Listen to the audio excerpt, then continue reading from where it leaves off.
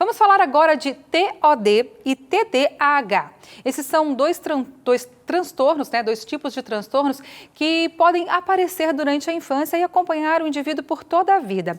Vamos entender as características e diferenças entre esses transtornos. Para nos explicar sobre esse assunto, eu converso com a psicóloga Naomi Ferreira, que já está conectada com a gente. Boa noite, Naomi. Seja bem-vinda ao Revista. Boa noite, obrigada.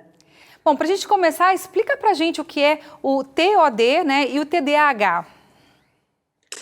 Ok, são duas siglas, como você falou, que se referem a transtornos mentais.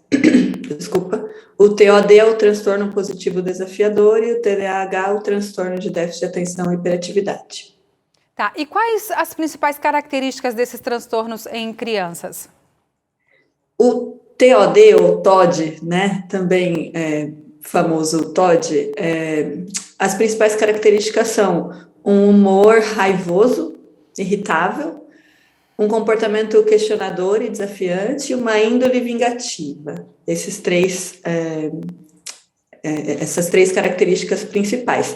Só que os sintomas têm que ser intensos o suficiente para interferir no funcionamento da criança ou no desenvolvimento dela, Os tipos de interferência. É intenso e, assim, constante ou são episódios?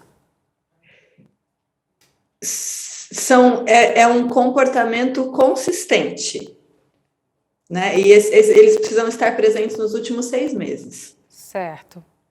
Tá? Então, são comportamentos que levam, por exemplo, a criança a perder a calma com frequência, ficar ressentida com frequência, desafiar figuras de autoridade, recusar-se a obedecer regras, culpar os outros pelo seu comportamento ruim e se vingar de outras pessoas. Tá. O TOD vai até a fase adulta? Não tem limite de idade? Sim, ele geralmente se mantém, principalmente se o tratamento não é realizado da forma adequada, E ele vai continuar afetando a pessoa ao longo da vida. Certo. Aí você ia falar do TDAH, né? TDAH. Então, as principais características do TDAH são a desatenção ou a hiperatividade e impulsividade. Então, podem estar presentes juntos ou separados. Só um desses dois. E esses sintomas também precisam estar presentes de forma intensa o suficiente para interferir no funcionamento e no desenvolvimento da criança. Os tipos de interferência, que eles podem trazer: dificuldade de manter a atenção, dificuldades escolares como resultado disso, falha em completar tarefas, perda de pertences e materiais que muitas vezes são necessários nas próprias tarefas escolares, dificuldade de ficar quieto, permanecer quieto, dificuldade de lidar com atividades que exijam muito esforço mental, dificuldade de esperar a sua vez, interromper outras pessoas enquanto falam, enquanto fazem as coisas. Essas são características específicas do TDAH. Tá, a gente poderia elencar uma característica essencial que diferencia um do outro? Como diferenciar esses sintomas desses dois tipos de distúrbios? Sim, talvez uma das principais formas de diferenciar é entendendo a motivação do comportamento. Então, o que é comum entre os dois, uma das coisas comuns entre os dois transtornos é a resistência e a dificuldade em realizar as tarefas solicitadas. Só que no TDAH, essa dificuldade e resistência vem como resultado da dificuldade de manter o esforço mental na tarefa ou dificuldade de ficar quieto. Já no TOD, essa dificuldade de realizar as tarefas solicitadas, ela vem como resultado da recusa em se conformar às demandas e às regras das pessoas. Então, essa motivação diferente no comportamento pode ajudar a gente a identificar essas duas coisas. Certo. E a pessoa pode adquirir somente esses transtornos na fase adulta, por conta de problemas do cotidiano e outros motivos? Em geral, não. Então, o TDAH é um transtorno que é do grupo de transtornos do neurodesenvolvimento. O que isso significa?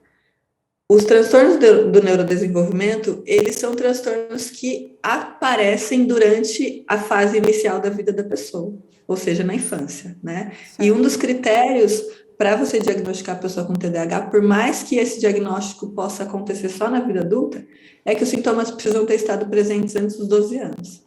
Certo. E como é o tratamento?